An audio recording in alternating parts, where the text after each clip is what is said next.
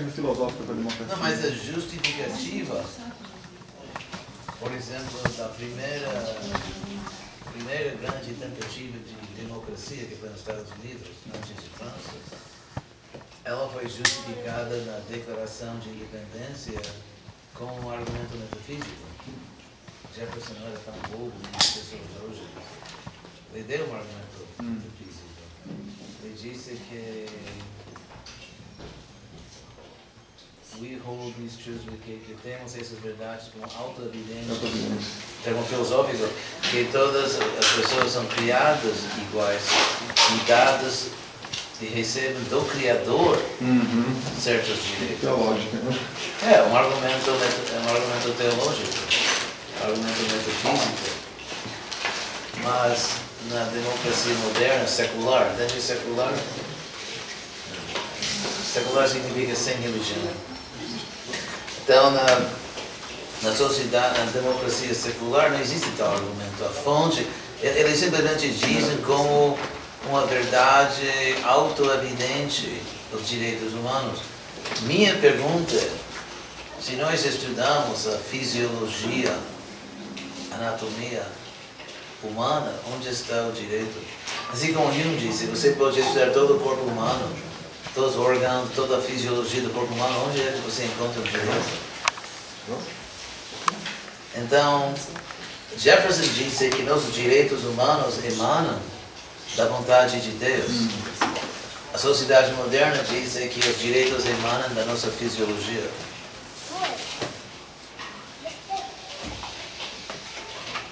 Direitos humanos, porque você é fisiologicamente humano, você tem direitos. Então, estou dizendo que Jefferson pelo menos tem um argumento coerente. Você pode aceitar ou não aceitar, mas pelo menos ele é coerente, consistente. A ideia de um direito humano que... Por quê? Por exemplo, é porque você tem inteligência como ser humano, além dos animais. Então, porque os seres humanos mais inteligentes não têm mais direitos? Porque os retardados, que têm menos inteligência que um animal, ainda têm direitos? Então, essa assim chamada posição nobre de direitos humanos resulta ser um tipo de tribalismo. Nós que somos da tribo humana, defendemos outros membros da tribo.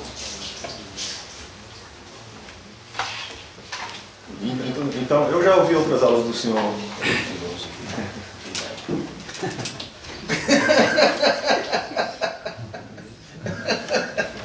Se você entende bem, é necessário alguma pressuposição teológica para justificar conceitos morais, verdades morais, proposições morais, tais quais o fato de todos os seres humanos serem iguais.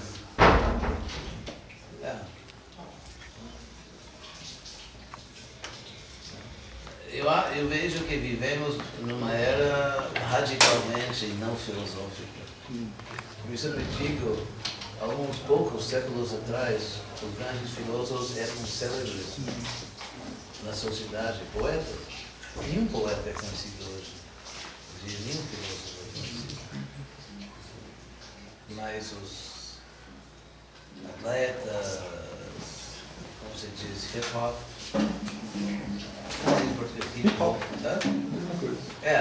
pessoas assim baixas, pessoas sem cultura, sem inteligência, são célebres. E pessoas que não têm nada, simplesmente uma pessoa que é, por exemplo, uma atriz está namorando, uma pessoa, um homem, não tem nada, simplesmente, entende? É célebre por ser célebre. Sem nenhuma qualificação cultural.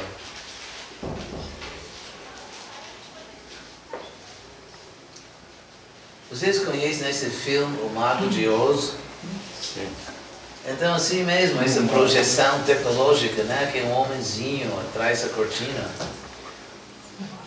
Né? Então, assim mesmo, os atores e atrizes que são tão famosos são pessoazinhas. São essas pequenininhas pessoas que muitas vezes, não sempre, mas muitas vezes sem cultura, sem conhecimento, sem nada. E ainda assim, quando são projetados na tela são gigantes na Terra. Inclusive, antes da era de filmes, atores eram atores no palco e só tinham tamanho humano. Porque se você estuda a sociologia do ator antes do filme, quando estavam no palco, não eram pessoas muito respeitadas. Não eram célebres, eram simplesmente atores.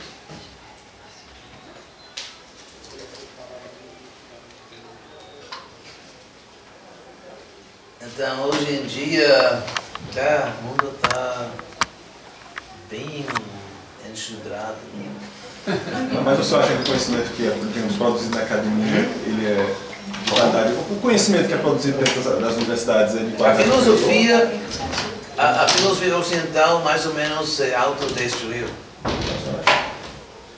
Aqui, por exemplo, nos Estados Unidos, nós somos a única esperança de reviver a filosofia. Mas nos Estados Unidos, por exemplo, quem faz um curso de filosofia? Quem faz dois?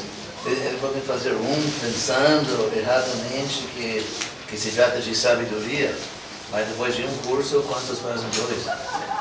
E é como no Bhagavatam, por exemplo, um demônio lança uma arma, e se a arma não destrói seu alvo, volta e destrói o demônio que lançou a arma, né? Então assim mesmo, a filosofia ocidental declarou a guerra contra a religião metafísica, e a religião ficou em pé e a filosofia caiu. Mas dentro da chamada filosofia analítica, né? A tradição analítica que nasceu na Inglaterra, foi disseminada nos países de língua inglesa, e hoje mais ou menos é dominante, né? Não, mas dominante só dentro de departamentos de filosofia, entre um número cada vez reduzido de idiotas.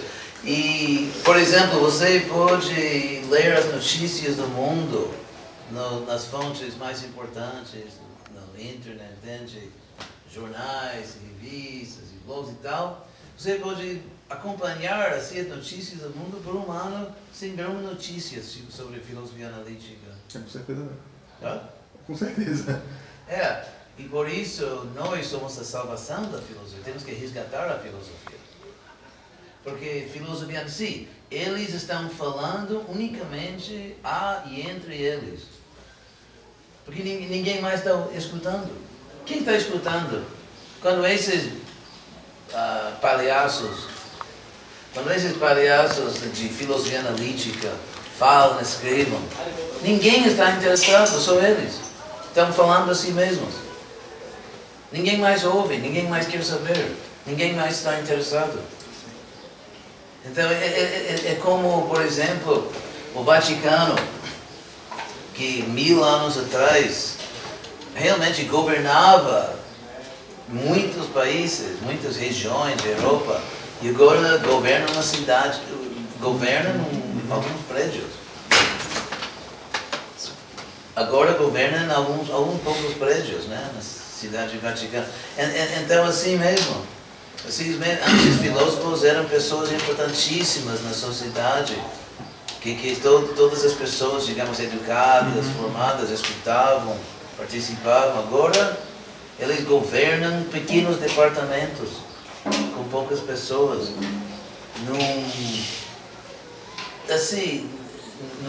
num andar ou metade de um andar num prédiozinho. Uma coisa que se falou muito até pela imprensa e tudo foi esse debate entre as teorias de Darwin e o criacionismo da Bíblia. Inclusive esse autor Richard Dawkins. Esse bobão. Assim, Que nem... O ponto interessante sobre Dawkins, nem treinado profissionalmente na filosofia. Ele nem é filósofo. biólogo. Esse teve agora no Brasil, foi lá em Paraty, naquela feira internacional literária. Mas é interessante que esse debate fica entre a doutrina cristã e a teoria científica, né? Agora, queremos ver quando vai entrar o conceito védico, né, cosmológico, assim, É interessante porque na Índia, por exemplo, onde a maioria da população é hindu, os debates entre ciência e religião são entre hinduísmo e a ciência. Agora, aqui no Ocidente é diferente. É verdade, o que é interessante é que tanto do lado cristão, ou pelo menos do lado científico de Dawkins, que é realmente uma pessoa muito ignorante, ele não é nem um filósofo, filosoficamente ele é um idiota. Ele nem conhece a história das religiões, não conhece filosofia, não conhece nada. Simplesmente ele é tão, como se diz, chocante. Tão, é um ativista. É. E tão usado e descarado que chama atenção só por ser, como tem certos, como ser disc jockeys na rádio, que insultam todo mundo e são tão pesados que todo mundo escuta. Não porque falam coisas inteligentes, mas porque são tão usados e descarados, né? Shock jocks, são chamados na América. Shock jock. Disc jockey, entende? A pessoa DJ, que na rádio... DJ, né? É, DJ. Mas disc jockey é a pessoa que do cavalo, nas corridas de cavalo, jockey, disco, como música. Então, eles eram chamados disc jockeys, que são com os discos, né, na rádio. Disc jockey, então... então tem disc jockeys que são muito assim chocantes, que insultam todo mundo, que são muito rudes e tal. E por isso tem muitos ouvintes, né? De pessoas mais são chamados shock jocks. Então Dawkins é assim, pessoa sem nenhuma preparação filosófica. Ele não tem nenhum título acadêmico na filosofia, muito menos na filosofia da ciência, muito menos ainda na filosofia da religião. Ele não conhece a história da religião, simplesmente insulta as religiões em forma grosseira e por isso tem ouvintes, por ser tão assim descarado. Como essas pessoas na rádio. Você tem razão, né? Nós temos que entrar nesse... Mas mesmo na ISKCON, é interessante que temos uma conferência eletrônica. É vasto. Você está lá? Sim. Sou mais ouvinte. Você viu como... E tem devotos que querem desafiar e combater, e insultar e arrasar. E tem outros devotos, e sou um deles, para ser honesto. E eu acho que, claro, que temos que defender nosso ponto de vista e criticar posições que são realmente contra a espiritualidade, mas ao mesmo tempo tem muitos pontos de contato. E também acho importante compreender que tem um fenômeno histórico de, talvez de fora, mas vocês entendem, não seria igual às letras em português, mas em inglês é PTSD, Post-Traumatic Stress Disorder, desordem de estresse pós-traumático. Em português é a mesma sigla. PTSD. E os dois sintomas mais prominentes são hipervigilância e auto-retiro, quer dizer, retirar-se. I didn't understand the two symptoms of the... Hypervigilance. Hypervigilance and withdrawal. Então, a história da religião no Ocidente é obviamente traumática. Queimando pessoas vivas, guerras, queimando bruxas, queimando dissidentes. É uma história altamente traumática. E como resultado, a intelectualidade ocidental está sofrendo assim esse PTSD. Então podemos observar em meios acadêmicos hipervigilância contra a religião, mesmo até o ponto de ser irracional na crítica. O senhor não vê como um caso isolado? Ah? Dawkins, o senhor não vê como um caso isolado? O senhor não vê... Dawkins? Sim, o senhor não vê como... Dawkins é um palhaço. Nossa. Dawkins é como esse DJ na rádio que insulta todo mundo, que imita os ouvintes. Ele é mediocre, sem nenhuma preparação acadêmica. No que ele está falando em áreas completamente além da sua capacidade profissional. Ele é um palhaço. Mas por ser tão insultante e chocante, ele chama a atenção da mídia. Mas o senhor não veria essa especialização e esse fato dos departamentos estarem isolados, e até sem contato com a sociedade, como algo semelhante com o que ocorreu com a física? Como o quê? Algo semelhante com o que ocorreu com a física, que na época de Newton, por exemplo, atingiu uma grande parcela da sociedade, né? Mas houve um refinamento tanto da linguagem física quanto das teorias. A física quântica é muito interessante para muitas pessoas. Mas os detalhezinhos só o especialista sabe. Sim, mas eu acho que os detalhes sempre escapavam ao público geral, mesmo no passado. Então eu diria que a física, por suas aplicações tecnológicas e militares, a física ainda é um pouco sexy, para usar essa palavra, hoje em dia. E, inclusive, muitas pessoas que obviamente não são especialistas, nem são cientistas, nem físicos, mas falam da física quântica, da influência do observador no observado, são coisas que já são muito chique, entende? Se bem que entre os físicos isso já está, de certa forma, ultrapassado, né? Um século praticamente. Eu perguntei isso porque, será que não dá para fazer a mesma coisa na filosofia? Por exemplo, existem filósofos, o Alvin Plate já... Mas eu acho que a física é interessante para muitas pessoas, especificamente porque a física parece estar indo em direção à metafísica. E, inclusive, os estudos mostram, estudos sociológicos, que tem mais ateísmo entre catedráticos nas ciências humanas do que nas ciências exatas. A física sempre vai à frente das outras ciências.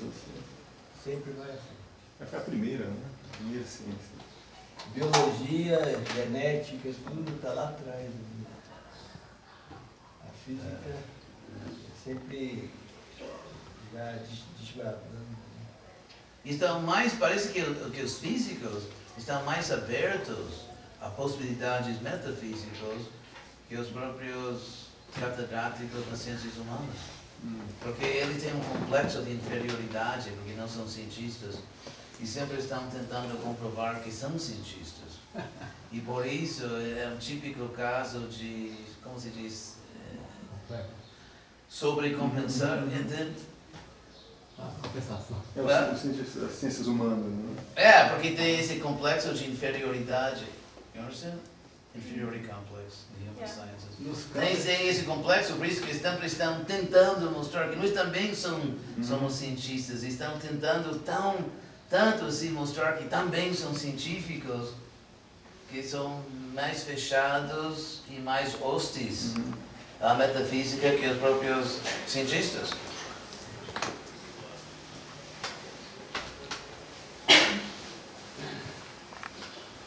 E os filósofos, é interessante, exatamente as faculdades de filosofia são realmente o Vaticano do mundo acadêmico.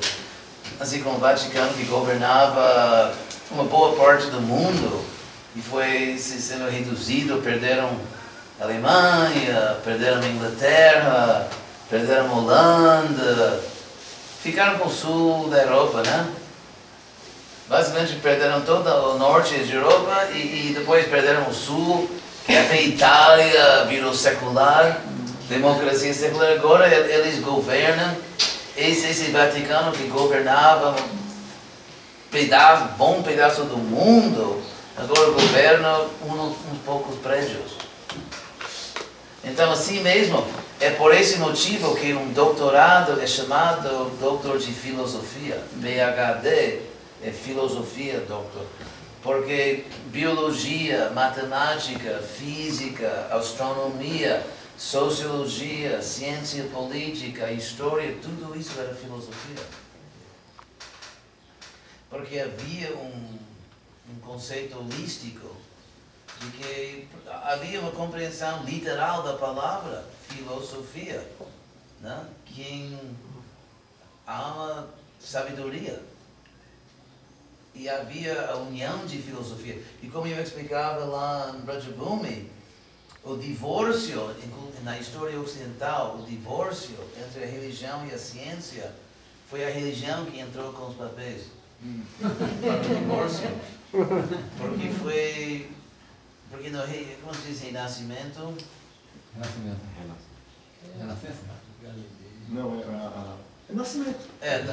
Porque no Renascimento a Igreja Católica, Santa Romana, então, foi o patrocínio, patrocinador principal do Renascimento. Mas é interessante que aí o que houve, até a Revolução Protestante, porque o Renascimento não foi, ou digamos assim, foi um renascimento especificamente da cultura clássica da Europa do Sul. E não foi por coincidência que a Revolução Protestante aconteceu na Europa do Norte. Então, a ideia comum de que, basicamente, a Revolução Protestante protestava contra a corrupção da Igreja é realmente um tipo de mal-entendido. Isso foi, como se diz, a gatilho. O gatilho. Porém, a Igreja Católica já se dirigia a isso. E já corrigia. Inclusive, tinha muita crítica dentro da Igreja da corrupção.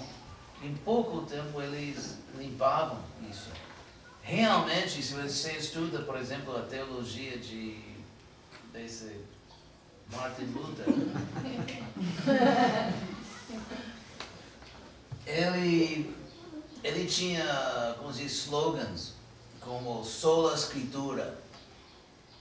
Que você entende em português, né? Sola escritura, escritura. Em latim, sola escritura, sola fide. E esses slogans, como sola escritura, eram dirigidos especificamente contra o Renascimento. O que Luther queria dizer é que a gente não precisa de ciência, filosofia, raciocínio, nada. Só precisa da Bíblia. Então, ele contra-atacava, queria roll back, como diz em português, queria, assim, eliminar o Renascimento. E ele era o que eu chamo um purista palestiniano. Palestino, um purista palestino. Porque a Bíblia é obviamente uma obra de Palestina. E assim, ele, que não queria saber deste mundo, que não queria saber da filosofia, não queria saber da ciência, unicamente queria saber da sua interpretação. Era uma pessoa intelectualmente tão assim absurda que qualquer pessoa que não concordava com ele na sua interpretação da Bíblia, ele xingava com palavrão escrito. Ele era uma pessoa interessante psicologicamente. E assim, ele cortou. Então, quando a ciência realmente começou a decolar na Europa do Norte, a Revolução Industrial, na Inglaterra e outras coisas, foram os protestantes que não queriam saber e que queriam cortar esse vínculo. Então, a Igreja Católica, que perdia países, né? Não assim, devotos ou templos, mas países. Então, para competir, para concorrer com os protestantes, a igreja também foi puxada a uma posição bem mais conservadora. Então foi essa igreja ameaçada pelos protestantes e tentando concorrer com os protestantes, foi essa igreja que processou Galileu. E pouco tempo antes disso, eles teriam patrocinado Galileu.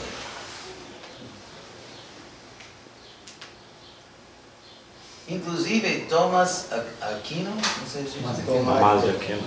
Tomás de Aquino. Tomás de Aquino. Tomás de Aquino, que aparentemente comia muito demais e pensava que não, os animais não têm almas porque os comia tanto. Mas, além disso, é interessante que mesmo o Tomás de Aquino, que agora é o símbolo do conservatismo intelectual da Igreja Católica, no seu tempo era radical. Porque primeiro que a ideia de que você pode compreender Deus, não só lendo a Bíblia, mas raciocinando. Fazendo filosofia, a ideia de compreender Deus através de filosofia já era muito radical no medieval. E agora ele é, como eu disse, símbolo do conservatismo da igreja, mas no seu tempo era esquerdista, era até muito controvertido, e foi só bem depois da sua morte que ele foi aceito como fidedigno. É toda uma história, mas esse divórcio entre a ciência e a religião foi provocada pela igreja. E outro ponto interessante é que agora o Ocidente, esse interesse, por exemplo, mesmo interesse em coisas alternativas, Hare Krishna, tudo isso, é a cultura ocidental voltando às suas raízes, que são indo-europeias. Eu me lembro de foi bem no princípio de 90, né, 91, daquele congresso lá em Calcutá, síntese da ciência e A religião. Não é Calcutá não, Bombaim. Eu estava lá assistindo, né? Teve um prêmio Nobel, que acho que de química, estava lá, assim, era a personalidade mais proeminente, né? Aí ele estava falando que assim, o processo científico era como escalar uma montanha muito alta, né? A pessoa tem que ir com todo cuidado, não sabe o que vem pela frente, tudo assim. Tem que fazer muito esforço e é um processo muito demorado. E assim o alpinista está chegando perto do pico, né? Ele já está muito cansado e aquilo demorou muito e muito difícil, né? Aí quando ele chega lá em cima, no topo da montanha, ele encontra uns místicos, yogis e devotos fazendo um kirtan. Essa imagem, assim, né? Mostrando que tem uma síntese, né? Da ciência buscando algo assim, mas mostrando que a espiritualidade, né, nesse assunto, ela já está bem mais à frente. É isso que eu falava, que antes, se você estuda na cultura védica na Índia, existia uma síntese, sempre uma união entre todas as diferentes abordagens do conhecimento. Então, o físico e o metafísico eram aliados, simplesmente ocupados basicamente no mesmo processo de diferentes ângulos, pontos de vista. E foi esse fanatismo religioso que provocou essa separação. E agora, no sentido dialético, que o mundo está superando esse conflito, E a cultura ocidental está voltando às suas raízes indo-europeias, porque não há essa separação. Mas dentro da filosofia da ciência, há atualmente um certo reconhecimento que a física precisa da metafísica. A Blackwell lançou em 2008 um livro Metafísica na Ciência, uma coletânea de artigos, onde especialistas... Metafísica na Ciência. Metaphysics in Science. É uma coletânea de artigos em filosofia da ciência, escrito por filósofos da ciência. Então é algo dos 10 anos para cá, ou 15, né, que já é mais ou menos, de ser pelo menos várias pessoas aceitam. Filósofos proeminentes, filósofos da ciência. Então, você não pode fazer ciência sem metafísica. Certo, né? Conhecimento. Tudo isso é uma homenagem a Rumi, né?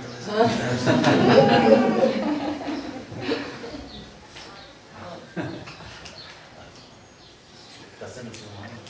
Sorrindo?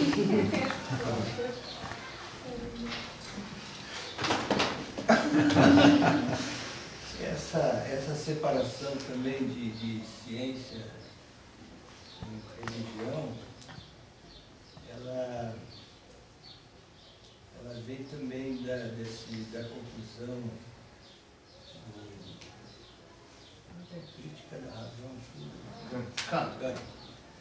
Do Kant. Kant, ele examinou a questão e chegou à conclusão que a metafísica é impossível através da elaboração intelectual. E eu acho que daí para frente, aí depois vem Hegel com a dialética da história e tudo, depois vem Marx e Heidegger, ser, não ser. E aí acabou a filosofia. Sim. Agora, interessante é o seguinte, né, essa conclusão de Kant, né? Madhvacharya tinha chegado a essa mesma conclusão. Ele falou que não se pode entender, a única forma de entender a transcendência é pelas escrituras. Mas ele estava citando o Vedanta, porque o Vedanta termina com o Sutra Shastra Jonitvat, porque Shastra é a fonte. E Ramanuja também diz. É um argumento contra, digamos, a filosofia independente, e também contra o que se chama religião natural, no sentido que a natureza é a criação, e estudando a criação você pode compreender o Criador. E Ramanuja diz que você pode entender algo, mas a escritura também é necessária, chute, né? Os diferentes romanos. Mas um ponto interessante que... E Kant, coitado,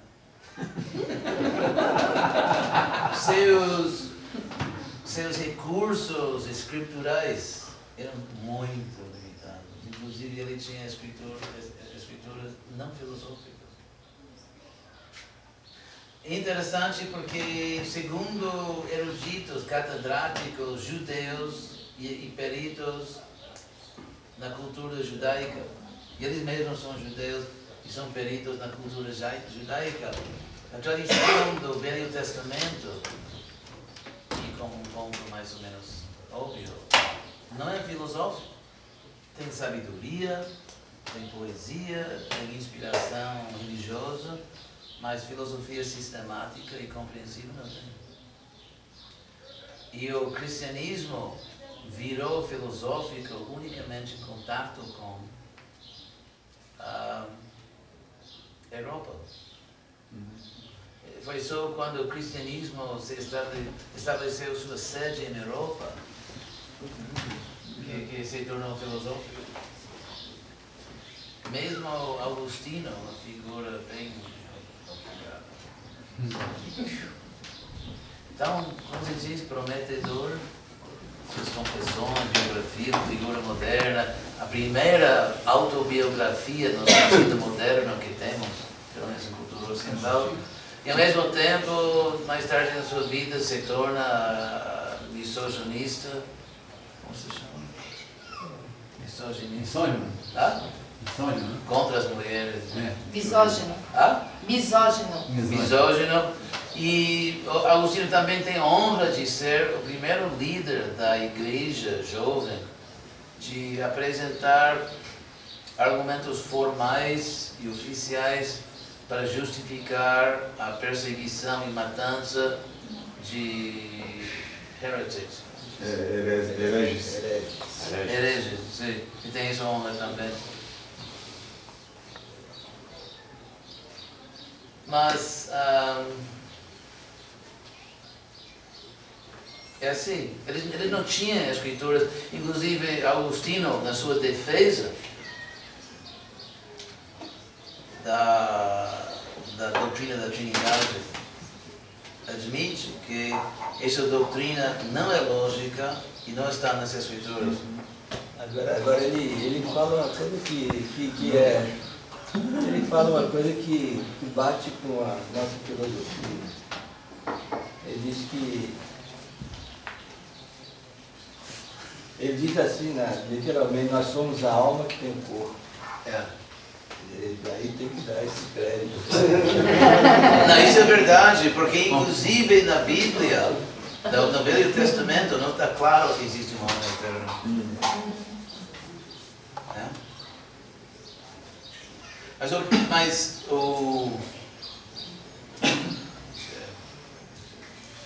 falávamos de... As escrituras e filosofia. Você falou agora de quem falava de... Kant.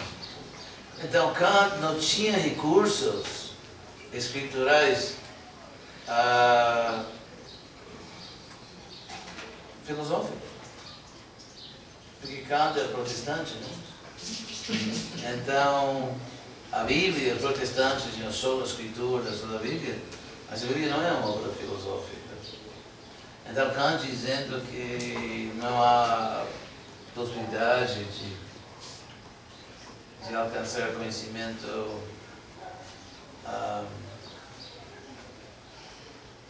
confiável, né? É a coisa em si. Se a coisa em si, porque ele também, até certo ponto, é um fanático cristão, protestante, e o mesmo problema com Kant, São Paulo, o mesmo problema, que eles são muito ignorantes das religiões do mundo. E a mesma coisa com Dawkins. Dawkins é simplesmente o reflexo de espelho, entende? Você diz? Mirror reflection. Miragem, né? Hã? É miragem, reflexo. Reflexo oposto Imagem. de Paulo e Kant. Porque Dawkins, no seu livro, quando Dawkins diz religião, ele quer dizer mais ou menos o cristianismo. Uma pessoa profundamente ignorante. Ele nem conhece as coisas mais básicas sobre a história das religiões. Então, afirmar o cristianismo ou atacar a religião sem conhecimento da história das religiões, ignorância. E Kant também era muito ignorante das religiões e das possibilidades intelectuais em outras tradições. Eu quero apresentar a vocês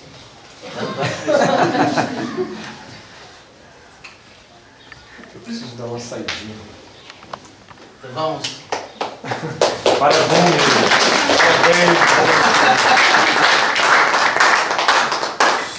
Que horas são? Eu queria pedir licença para as pessoas que estão nessa janela, que eu preciso fechar a casa das muriçocas.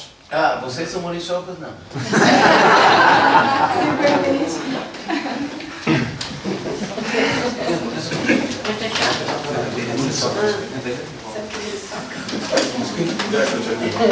Parece que você é constrangedor. Logo depois deixa eu falar sobre a cadeia.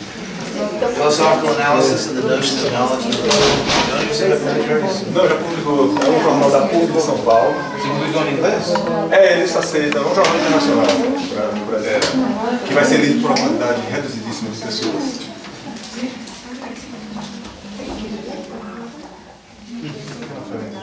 Quer publicar? Sim, está publicado. É online, né? Não é papel, é só online. Eu imprimia a impressão e encadernação. Mostrava. Tanto a fazer. Realmente, o momento de Chaitanya é a salvação da filosofia.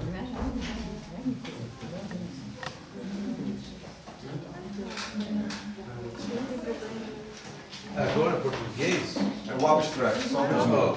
É só o resumo que é nas duas línguas. Eu vou ter que lutar com português. Tá bom.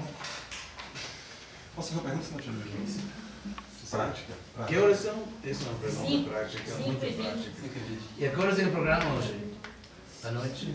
6:30. 6:30 arte? E aula? A seguir.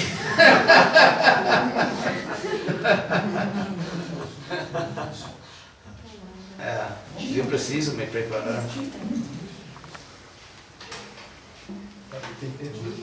Sim, pergunta rápida. E o que fazer quem está nesse meio acadêmico?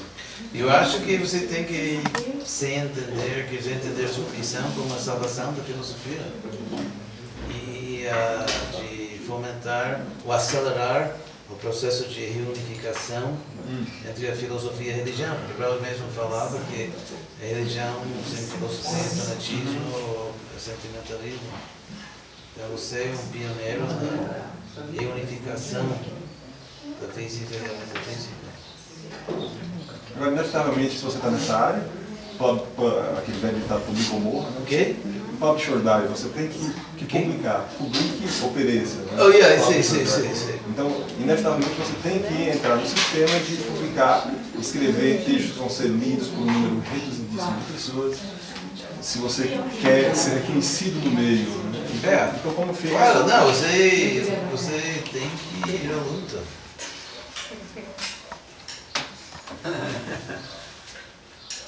Os outros têm que ser líderes, como o Buda traz é um líder, né, no campo ecológico. Quer dizer, não só teórico, mas comunidade realmente funcionando. Não tem muito.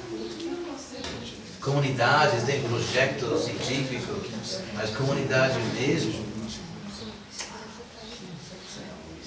Uma comunidade orgânica, não projetos científicos. Você tem que ser um líder nesse campo. Bumi, você concorda? Concordo. Sim? Tá vendo? Aniversário dela e concordou.